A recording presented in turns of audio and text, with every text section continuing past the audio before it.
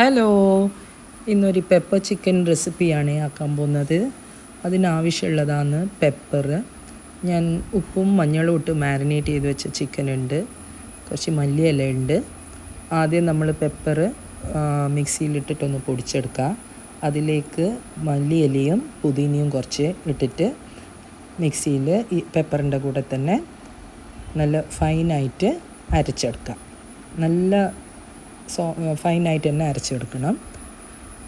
ഇനി ഒരു പാന് ചൂടാക്കിയിട്ട് അതിലേക്ക് പട്ട, ഗ്രാമ്പു, ഏലക്കി, ബേ ലീഫ്, പിന്നെ ഒരു 3 ഓണിയൻസും കൂടി ആഡ് ചെയ്തിട്ട് നമുക്ക് നല്ലോണം ഒന്ന് സോട്ട് ചെയ്തെടുക്കാം. ഓണിയൻസ് നല്ല ഡാർക്ക് ബ്രൗൺ നിറത്തിൽ തന്നെ സോട്ട് ചെയ്തെടുക്കണം.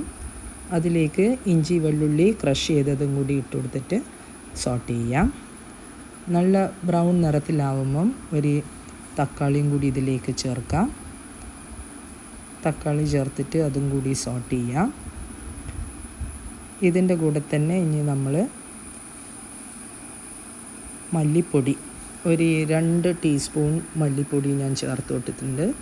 മല്ലിപ്പൊടിയും കൂടി ഇട്ടിട്ട് സോട്ട് ചെയ്യാം. അതിൻ്റെ കൂടെ തന്നെ അരച്ചെടുത്ത പെപ്പറും മല്ലിയിലയും പുതിനയും കൂടി നല്ലോണം ഫ്രൈ ചെയ്തെടുക്കാം. പെപ്പറിൻ്റെ റോ ടേസ്റ്റ് പോകുന്നവരെ നമുക്ക് സോട്ട് ചെയ്തെടുക്കാം. ആ റോ ടേസ്റ്റ് പോയതിൻ്റെ ശേഷം ഇതിലേക്ക് നമ്മൾ മാരിനേറ്റ് ചെയ്ത് വെച്ച ചിക്കൻ ചേർത്ത് കൊടുക്കാം. മാരിനേറ്റ് ചെയ്ത ചിക്കനും ചേർത്ത് കൊടുത്തിട്ട് നമുക്ക് ഹൈ ഫ്ലെയിമിൽ ഒരു 5 മിനിറ്റ് നല്ലോണം ഇളക്കി കൊടുക്കാം.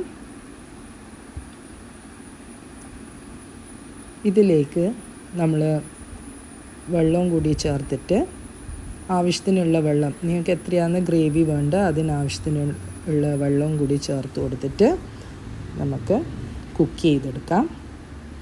നല്ലോണം കുക്ക് ചെയ്തതിൻ്റെ ശേഷം നമ്മൾ ഇതിലേക്ക് കുറച്ച് കറിവേപ്പിലയും കൂടി ചേർത്ത് കൊടുത്തു കഴിഞ്ഞാൽ നമ്മൾ ചിക്കൻ റെഡി ആയിട്ടുണ്ട്.